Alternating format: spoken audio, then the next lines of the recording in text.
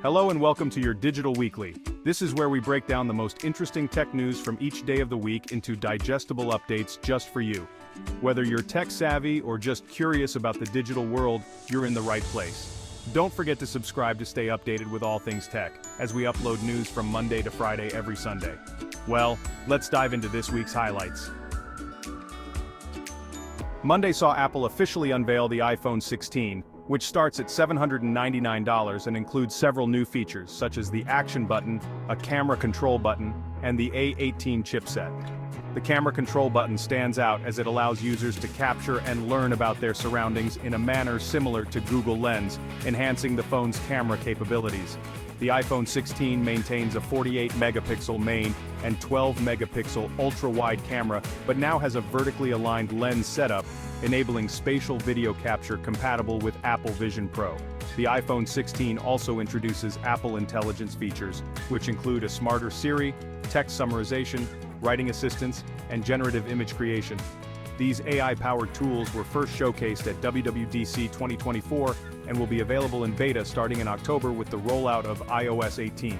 The device comes in various colors including ultramarine, teal, pink, white, and black, and have been available for pre-order since September 9th, with the official release on September 20th, alongside the iPhone 16 Plus Pro and Pro Max models. As for gaming news on Tuesday, Sony officially announced the PS5 Pro, set to release on November 7, 2024. The console offers significant hardware upgrades, including a 45% boost to graphical processing power, a 2TB SSD for more storage, enhanced ray tracing, and AI-driven upscaling technology known as PlayStation Spectral Super Resolution or PSSR.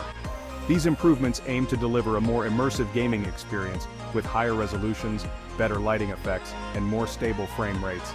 The starting price is $699.99, but it does not include a disk drive or vertical stand, which need to be purchased separately. Design-wise, the PS5 Pro resembles the PS5 Slim with its sweeping curves and familiar aesthetic. It's an all-digital console by default, requiring users to buy an optional 4K UHD Blu-ray disc drive if they want to play physical games. Sony has also included Wi-Fi 7 support and claims that the console will support 8K gaming. Pre-orders for the PS5 Pro will begin on September 26th.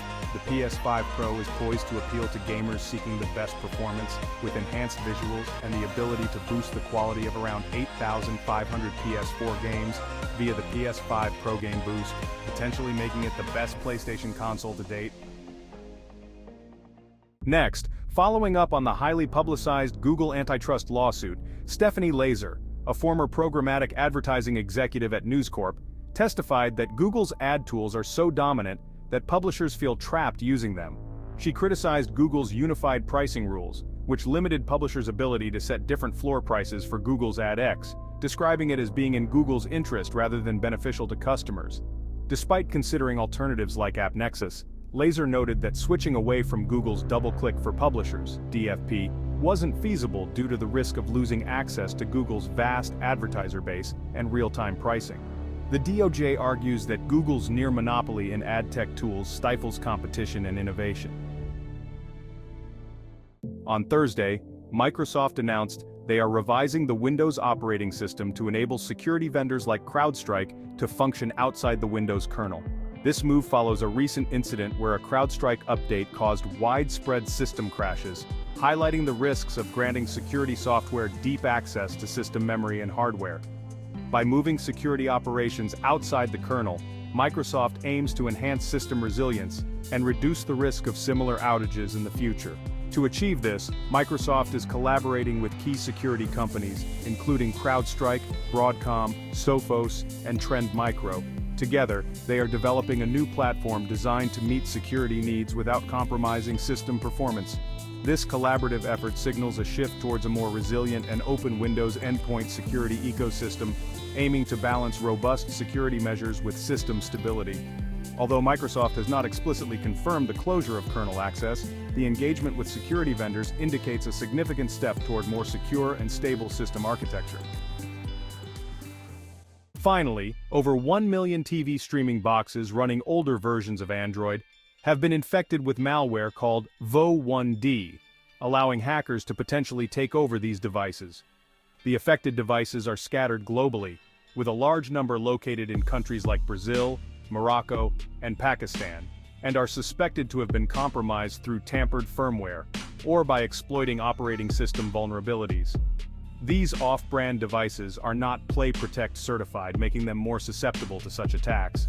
Google advises users to avoid non-certified devices, keep firmware updated, and only install apps from trusted sources to remain secure.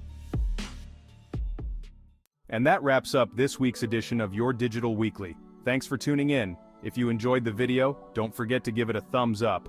And if you want to stay up to date with all the latest in tech, make sure to hit that subscribe button and ring the bell so you never miss an update. Got thoughts or questions about today's stories? Head down below and leave a comment. I'd love to hear from you. If you want a more in-depth look at all of the news covered this week, be sure to check the description for links to the articles referenced. See you next week.